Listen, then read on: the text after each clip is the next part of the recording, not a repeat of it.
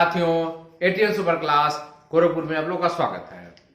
साथियों, जो भर्ती प्रकरण चल रहा है इस समय 72,825 में, उन सारे मुद्दों को बताएंगे, तो जरूर वीडियो अंत तक देखिए और लोगों को शेयर करिए, सब्सक्राइब करिए। पहली बात ये ध्यान दीजिए, बहुत सारे साथी विचलित हो रहे हैं।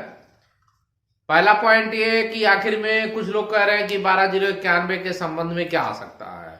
तो आपको एक स्पष्ट बात बता दें, ज्यादा से ज्यादा आप इस वीडियो को नोट कर लीजिएगा, आपको पता चलेगा कि ज्यादा से ज्यादा क्या डबल बेंच दे सकती है। तो डबल बेंच केवल काउंसलिंग का आदेश दे सकती है कि जिन लोगों ने काउंसलिंग नहीं कराई है वो लोग काउंसलिंग कराएं। अब अगर काउंसलिंग का आदेश हो गया उन लोगों के लिए, फिर भी सरकार कोशिश ये करेगी कि हम जो है सुप्रीम कोर्ट चले जाए। सरकार कहां जाएगी? सुप्रीम कोर्ट जाएगी। ये तो हो गया 12,091 के मैटर पे। अब आते हैं कि 90-105 के मुद्दे पे।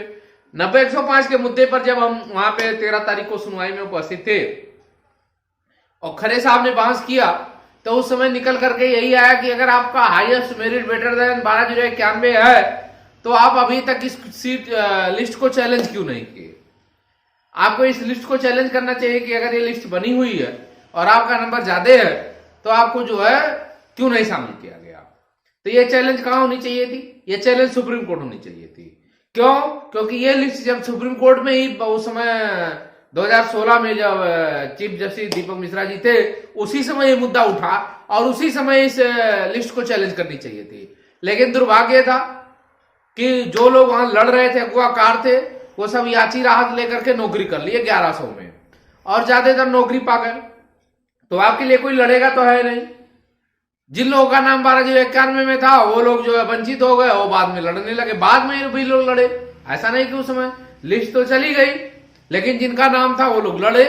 जिनका नाम नहीं था 90-105 में, बाद में ये हुआ कि इनकी काउंसलिंग करा तो ये लोग खुश हो गए, सभी लोग 90-105 के लोग खुश हो गए कि अब हमारी जो है नियुक्ति मिल जाएगी। लेकिन दुर्भाग्य था, सपा सरकार थी, कुछ नहीं हुआ।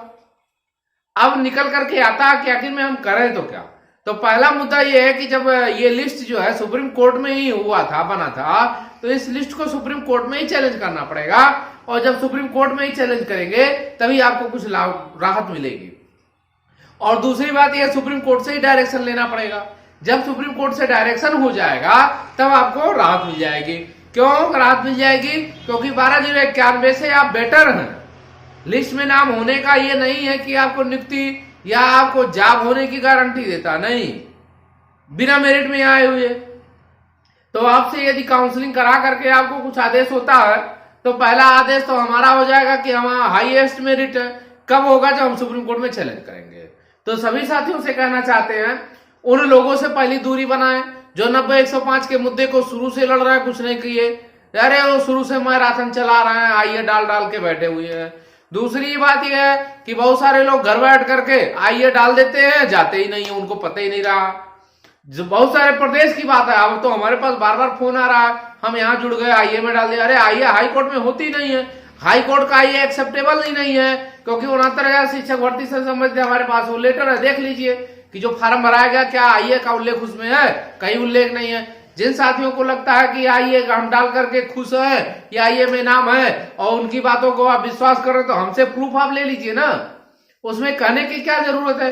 किसी की बातों को आप क्यों विश्वास करते हैं? आपकी जिंदगी की सवाल, आपकी नौकरी की सवाल, आप दूसरे की बातों में विश्वास कर रहे हैं। सबसे बड़ी दिक्कत यही है लोगों को, अगर वो कह दे रहा तो विश्वास कर ले, प्रूफ उसका लेना चालू करिए। जब आप प्रूफ लेना चालू करेंगे तब सच्चाई उजागर हो जाएगी। मेरा जो है जितने भी हमने डाला, चाहे सिंगल हो चाहे डबल हो, सब जगह रेट पड़ी हुई है। हमने आइए डाला ही नहीं है। जो भी हमारे पास 200-300 की संख्या थी, 250 की संख्या थी, हमने किसी को भी आइए में नहीं डाला। आज भी सारे लोग रीट में, रीट का खर्चा महंगा पड़ता है। हम अशोक खरे साहब को भी ले गए और महंगा खर्चा भी कर दिए। वहां पे कुछ लोग ले भी नहीं गए और पैसा भी बना लिया, आइए भी डाल दिया, आपकी जिंदगी के साथ खिलवाड़ कर दिए। क्योंकि आइए एक्सेप्टेबल नहीं है। आइए अगर कहीं अलाउ होती है तो आइए का उल्लेख ही नहीं रहेगा। आप तो फंस चुके हैं। हाँ, सुप्रीम कोर्ट में आइए का वो एक्सेप्टेबल इसलिए हो जाता है क्योंकि वहां कहा जाता है माय लॉर्ड इससे ये कनेक्टेड है, इसलिए इनको एक्सेप्ट किया जाए, तो वहां तो हो जाता है। लेकिन हाई कोर्ट में कहीं उल्लेख है नहीं है, कहीं स्पष्ट नहीं है।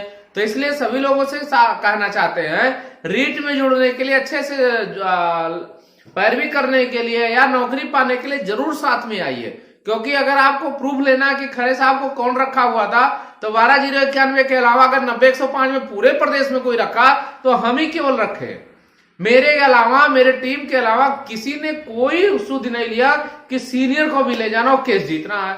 आप जुड़ गए, आपको पता ही नहीं है कि सीनियर जाएगा कि नहीं जाएगा, कह दिया, रिवर फैला दिया, ना उसका उस समय का कोर्ट पास है, ना आपका ट्रांजेक्शन है कि सीनियर के नाम पे। ऐसे लोगों का लोग नाम ले रहे हैं जो जूनियर में है, सीनियर वो है ही नहीं है, और लोग गुमराह हो जाते हैं। तो सभी साथियों से कहना चाहता है कि अब ये मैटर सुप्रीम कोर्ट में जाने वाली है और सभी लोग सतर्क हो जाएं, और आपकी जिंदगी का सवाल है। जब आप सतर्क नहीं होंगे, लोगों को परख चुके हैं, फिर भी आप उनके साथ बने हुए हैं, जब आप एक साथ धोखा खा चुके तो उनके साथ क्यों बने हुए हैं। इसलिए सभी साथियों से एक रिक्वेस्ट है कि जब आप धोखा खा लिए तो हट जाइए वहां से, क्योंकि आपकी जिंदगी के साथ वो बार बार खिलवाड़ कर रहा है। और आइए, मजबूती के साथ लड़िए, और मेरे साथ हमेशा सीनियर जाएंगे ही जाएंगे। और मेरा व्हाट्सएप नंबर इस पे स्क्रीन पे आएगा, व्हाट्सएप नंबर भी रहेगा, कॉलिंग नंबर रहेगा, आप हमेशा फ्री है, जब भी मन करे तब बात कर सकते हैं, प्रूफ हर चीज का ले सकते हैं हमसे। तो सभी साथियों से कहना चाहते हैं, शेष बातें बाद में बताएंगे। चैनल को सब्सक्राइब करें, लाइक करें, शेयर करें। धन्यवाद।